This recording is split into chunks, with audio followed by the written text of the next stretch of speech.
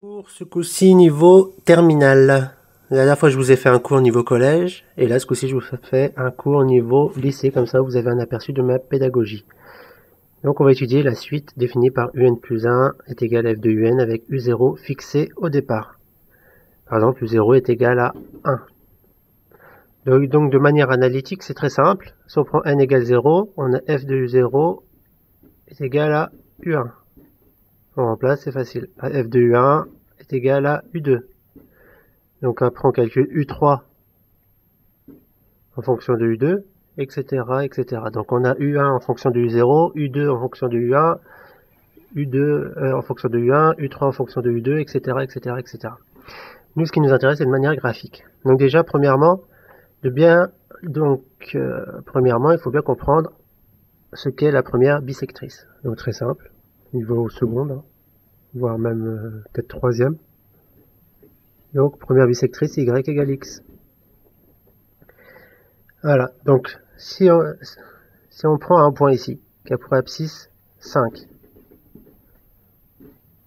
on remplace x par 5, on obtient comme ordonnée 5. Facile. Si on prend 6,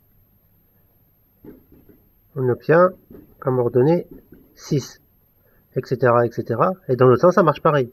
Si on a 10 là, on remplace y par 10, on obtient x égale 10. Si on obtient y égale 50, on arrive à la première bisectrice et on obtient x égale 50. Donc jusqu'ici, c'est très très simple. On l'appelle la première bisectrice parce qu'elle coupe les deux axes en deux. Donc c'est la bisectrice de l'angle droit formé par les deux axes. Donc là, on va pouvoir attaquer l'étude de la suite. Une fois que vous avez bien compris à quoi sert la première bisectrice. En fait, la première bisectrice permet de transférer la distance là.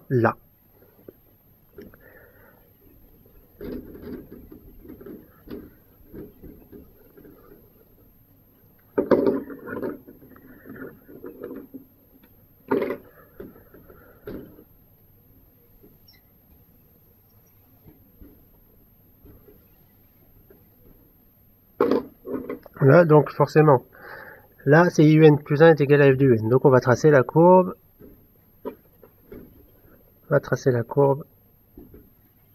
CF.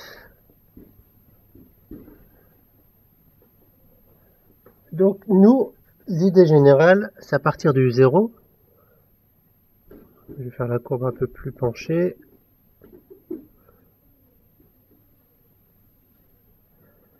À partir de U0,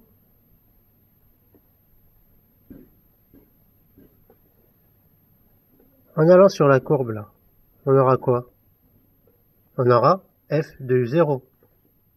Or, f de U0, d'après la définition, f de U0, ça sera U1. Donc, ce qu'on aimerait, c'est à partir d'avoir un U1 ici, retourner sur la courbe et obtenir U2. À partir de U2, on aimerait aller sur la courbe et obtenir U3. Etc., etc., etc. Mais, le problème, c'est que U1, on ne le connaît pas de manière précise. Là, je l'ai mis de manière aléatoire. Donc, on a un outil pour pouvoir avoir exactement la distance ici. Ce qui serait l'idéal, ça serait d'avoir la distance ici et la reporter ici. U1 ici, U2 ici, U3 ici. Donc, comme on a vu tout à l'heure, l'outil idéal pour faire ça, c'est la première bisectrice. Voilà. Donc, c'est très simple.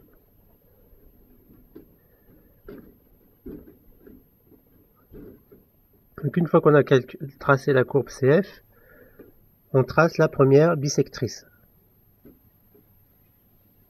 Y égale X. Comme tout à l'heure. Donc là, si on a U1, ici on a U1. Donc si on va sur la droite là, on obtient ici U2. On obtient ici U1. Parce qu'on a la même distance. À partir de U1 là, on va sur la courbe. On arrive ici. À partir de U1, on a F de U1, qui sera U2. Là après, on retourne sur la droite.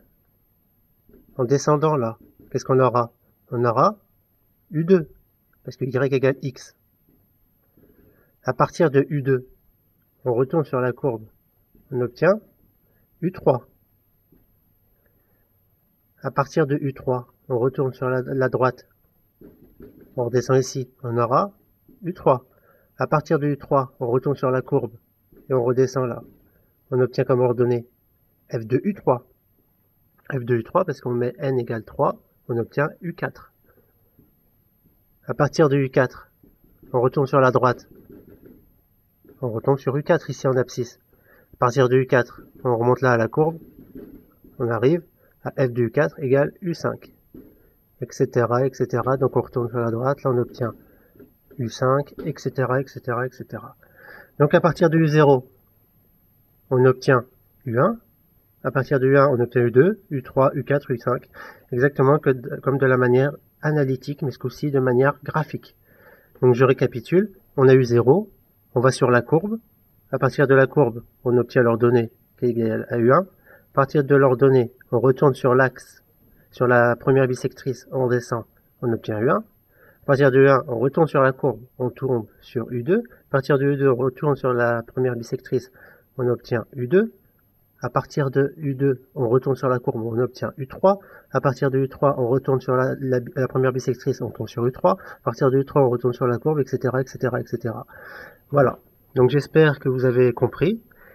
Et voilà, donc si cette vidéo vous a plu, comme disait Jeune, abonnez-vous, mettez un petit pouce bleu et partagez ma chaîne Super Coach en maths A3, et je suis quasiment toujours disponible et je dispense des cours sur 3 et agglomération. À bientôt, au revoir.